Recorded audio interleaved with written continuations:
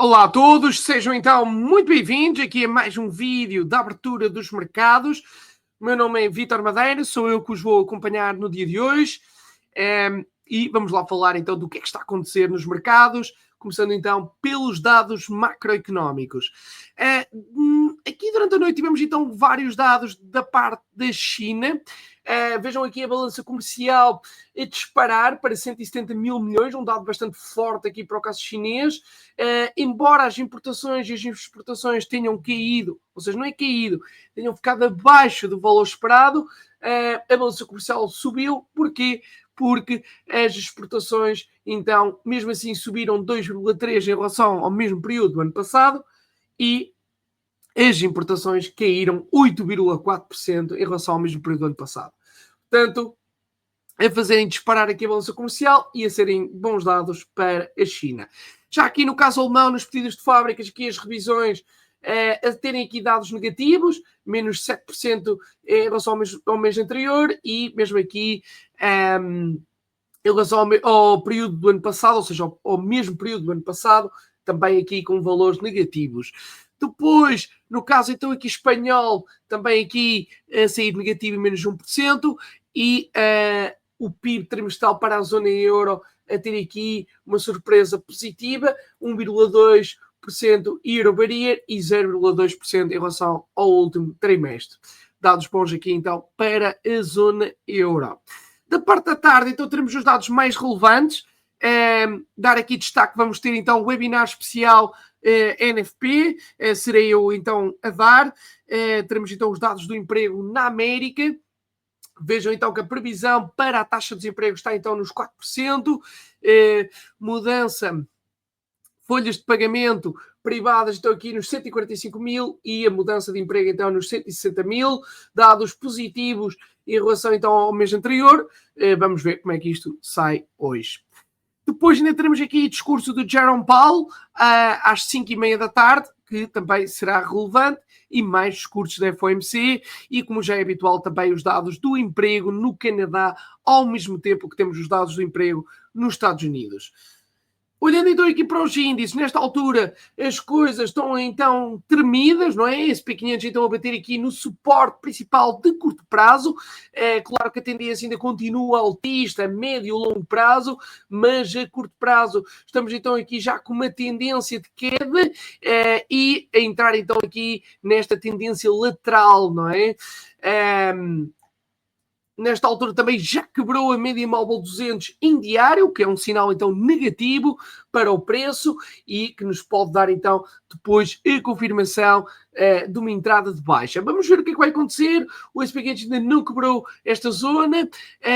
Olhando aqui também em H4, claro que a curto prazo os mínimos têm sido inferiores e os máximos também inferiores.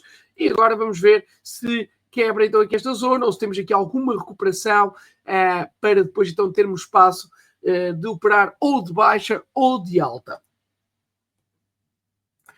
No caso do Nasdaq, também muito semelhante, também é a mesma coisa, não é? Tivemos aqui fortes quedas nos últimos dias, o dólar também tem estado muito fraco, não é? Desvalorizar mais de 4% em relação ao euro, o que também está aqui a pressionar ainda mais quem está posicionado nas ações norte-americanas. E o Dow Jones a mesma coisa. O Russell também já foi ao próximo suporte, já tinha quebrado aqui esta zona dos 2.186, depois foi aqui aos 2.072 e agora ainda pode vir aqui à zona dos 2.000, que seria então o suporte mais relevante aqui para o Russell, e suporte principal.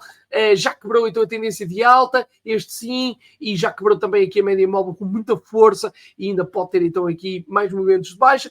Vamos ver, é normal ele seguir agora também aqui a tendência do SP500 e pode haver aqui recuperações a curto prazo e depois então já iremos decidir se pode continuar então aqui a cair até esta zona ou se recupera e ainda vem testar estas zonas.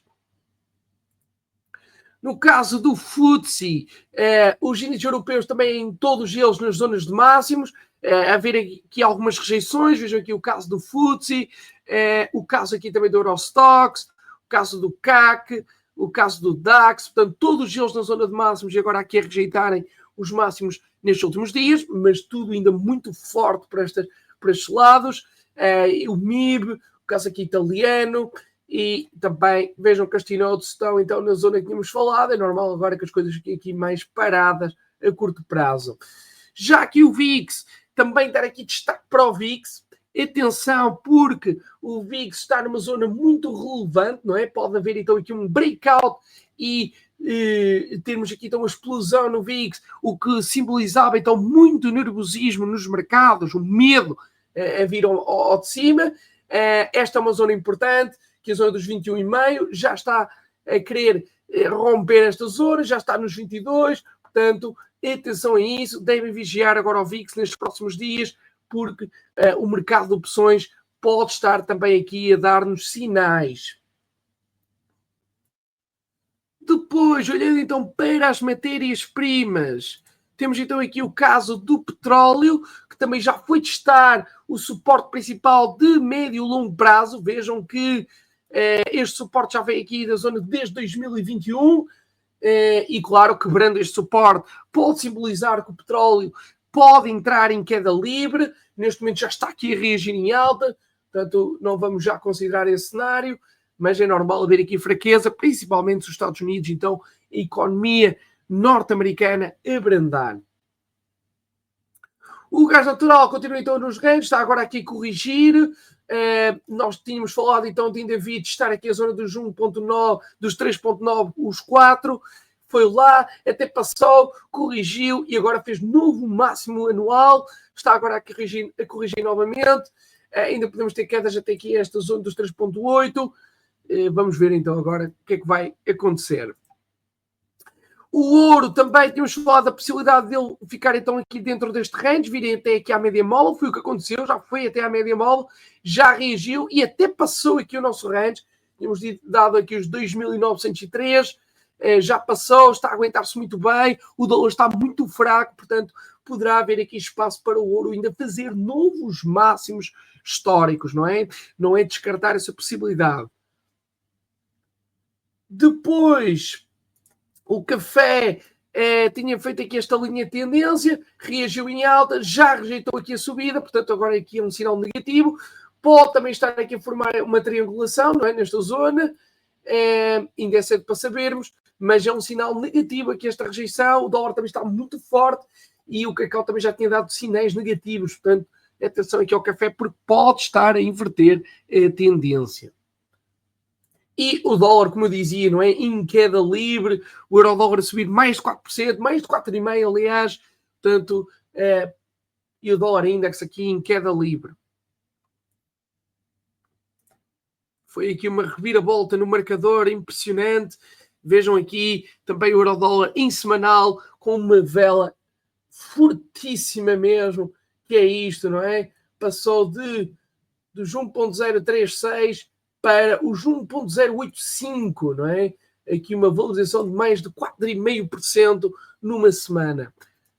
No caso das criptos, também, só olharmos aqui, no caso das criptomoedas, a Bitcoin tem-se estado a aguentar, mesmo assim, alguns também sinais negativos no caso das criptos. Temos falado então da possibilidade de recuperação até estas zonas e depois no retest aqui à zona dos 81.000. Ele está a reagir bem, está-se a aguentar, ainda hoje teve uma queda, mas já rejeitou tudo, mas esta reação aqui bearish deixa-me aqui algumas reticências. Vamos ver agora como é que ele vai reagir quando chegar aqui e ver se então consegue quebrar, se não, então poderemos ter novas quedas aqui também nas criptos e, por exemplo, aqui o Ethereum, não é? Que está muito fraco, está aqui por um fio. Vamos ver então se há aqui algumas recuperações para depois pensarmos se há possibilidades de shorts para tentarmos apanhar as quedas. Vamos ver. Muito bem, é este o panorama geral para hoje. É um dia importante. Conto com vocês então no webinar hoje, então às 1h15, em relação então aos dados de emprego norte-americanos e já vamos discutir tudo com mais detalhe. Muito obrigado, bons negócios, tudo bom.